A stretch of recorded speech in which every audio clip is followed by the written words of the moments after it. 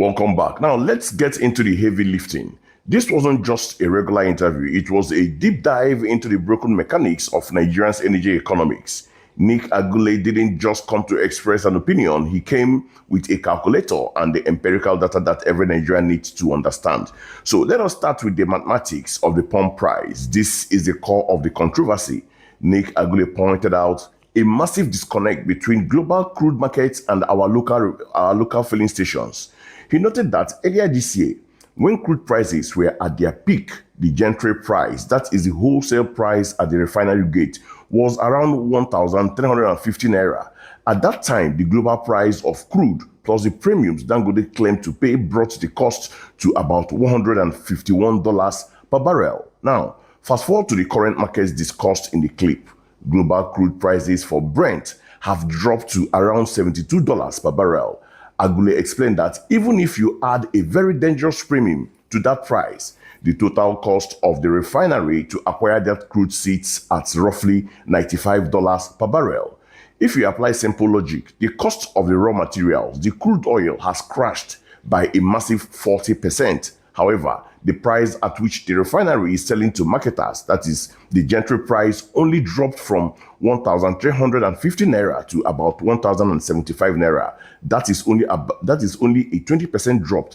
Agule's calculation is clear. If the input cost drops by 40%, the output should reflect that. He explicitly stated that petrol should be selling for 810 naira at the gentry.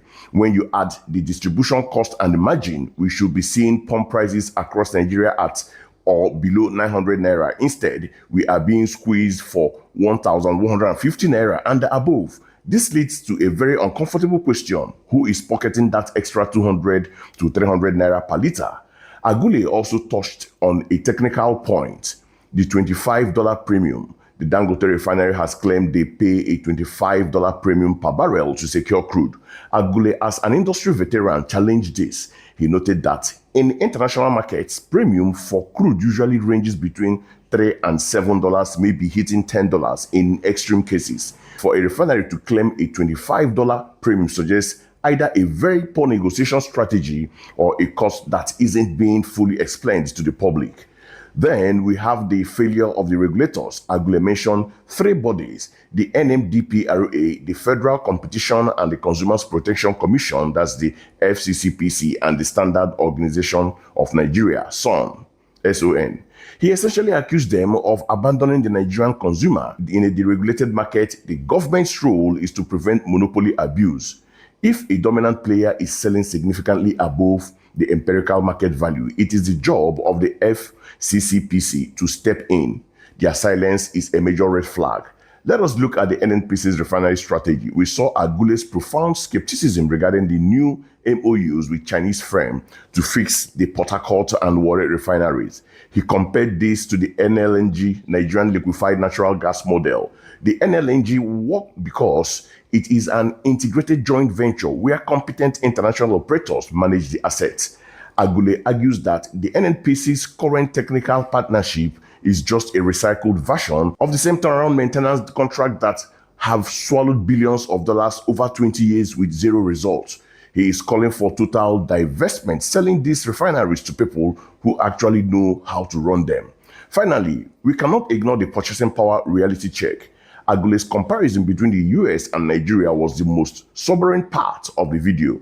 He noted that an American on a minimum wage of roughly $2,000 a month can buy 2,000 liters of fuel. A Nigerian worker, even on the new 70,000 naira minimum wage, can only afford about 55 liters. This effectively means that petrol in Nigeria is technically more expensive for a Nigerian than it is for an American when indexed against what they earn. This is the definition of an economic emergency. Throughout the interview, Agule remained calm and stayed with the numbers, even when the questions turned from curious to combative. Now, let's get into the heart of my commentary. There is a lot to unpack here, from the behavior of the journalists to the scary reality of our economic future. First, I have to talk about what impressed me. I was deeply moved by the sheer clarity and bravery of Nick Agule. In a country like Nigeria, where big names and dominant players often have the power to silence critics, It is refreshing to see an expert come out with cold fact numbers. He provided a roadmap to understanding how we are being shortchanged. His argument that the regulation without competition is just privatized oppression is one of the most profound statements I have heard this year. If the government removes the subsidy to liberate the market, but then stand by while a private monopoly dictates prices that follows global trend, they haven't saved the economy. They have just handed the keys of our survival to a private individual. However, I was also deeply disappointed, not by the guests, but by the atmosphere of the interview itself. We need to have a serious conversation about the state of broadcast journalism in Nigeria, specifically regarding Rufai Oseni, always Rufai. Let us compare the three hosts on that set. Ayomairo Ese was the definition of professional. She asked questions that allow the guest to expand. Dr. Ruben Abati was masterly. He understands that as a veteran, his job is to use his intellect to guide the guests into deeper waters. But then there is Rufai. Why is it that Rufai always feels the need to turn an interview into a wrestling match? It is becoming a pattern. A guest, an expert who has spent decades in the oil and gas sector, is invited to the platform to educate the Nigerian public. They are not there to be bullied, and they are certainly not there to be spoken down to. Rufai's style in this clip felt less like an interview and more like a cross-examination in a criminal court. He seems more interested in proving that he knew the cost of NMDPRO levies and port fees than in letting the expert explain the bigger picture. Journalism is about extraction, getting the best out of your guests for the benefit of the audience. When a host becomes a know-it-all and constantly interrupt or challenge guests on pedantic details, it creates a hostile environment that discourages other experts from coming on the show. Rufai needs to realize that the platform is for the public to learn, not for him to prove he is the smartest person in the room. This kind of combative journalism is counterproductive. It creates noise where we need light. Let us actually counter the point Rufai was trying to make. He kept hammering on the attendant costs, the port fees, and the transportation, the levies. He was trying to justify why the price remains high. But let's look at the logic. Agule's data already considered that petrol is a replacement cost commodity. In the oil industry, you price based on what it would cost to replace the stock today. If global crude crashes by 40%, even if your port fees and NMDPRO levies remain static, the weight of the crude cost is the largest component of the final price, usually about 80%. If the biggest component dropped by nearly half and your final price only dropped by 20%, the math doesn't work. By arguing for those extra costs, Rufai was essentially carrying water for the refinery and the regulators. He was defending the very system that is currently squeezing the life out of Nigerian masses. It is not the job of journalists to find excuses for why prices are high. It is their job to ask why those prices aren't falling in lines with global data. This interview fits into a very dangerous political landscape. We are living in an era where the Nigerian worker has been told to sacrifice. We have a new minimum wage of 70,000 naira, which sounds like a lot until you realize that, as Agule pointed out, it can only buy about 55 liters of petrol. Think about that. A father works for a whole month, and his entire salary cannot even fill the tank of a small car twice. This is not just an oil issue. This is a human rights issue. The political consequences of this transparency crisis is a total loss of trust in the government's renewed hope agenda. If the government cannot regulate one or two major players to ensure their pricing, how can they claim to be managing a complex economy of 200 million Nigeria? We are seeing the NNPC continue this MOU dance with Chinese firms. It feels like a stalling tactic. Every month that the Port Harcourt refinery stays dead is a month that a private monopoly makes super profit of the Nigerian consumer. The attendant costs Rufai mentioned are small change compared to the massive monopoly tax Nigerians are paying every time they go to the pump.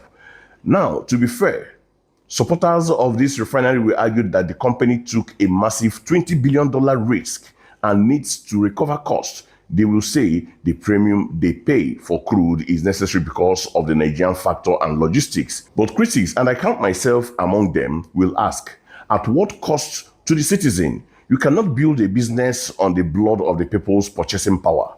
If this were a truly competitive market, with the NNPC refineries working and other modular refineries contributing, Dangote would have no choice but to drop prices to that 800 naira mark Agule calculated.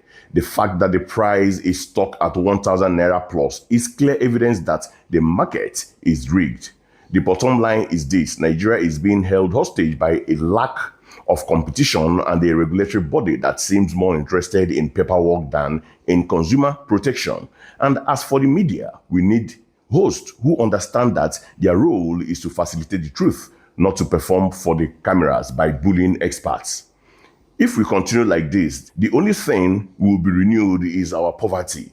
The biggest takeaway from today's breakdown is that the mathematics of petrol in Nigeria doesn't favor the poor. It's if an expert like Nick Agule can prove that 800 naira is achievable, but we are paying 1,200, then we are witnessing a massive transfer of wealth from the pocket of struggling Nigerians into the hands of a few. This discussion matters because transparency is the only thing that can save our economy. I encourage every one of you watching to stop being passive, ask questions, demand to know why the gentry price doesn't reflect the crude crash. Remember, in a healthy democracy, respectful disagreement is healthy, but we must protect the experts who are brave enough to speak up. We need more data and less drama. If you found this analysis insightful, don't forget to like this video, subscribe to Oba's Trending Gist, and turn on the notification bell so you never miss our in-depth political discussion on breaking news analysis. I also want to hear from you. Do you think Nick Agule is right about the 800 naira pump price? Do you think Rufai Hussaini's style is bold journalism, or is it just bullying? And most importantly, how are you surviving this current fuel price? Share your thoughts respectfully in the comment section below. I'll be reading and replying to as many as I can. Thank you for watching, and I'll see you in the next video.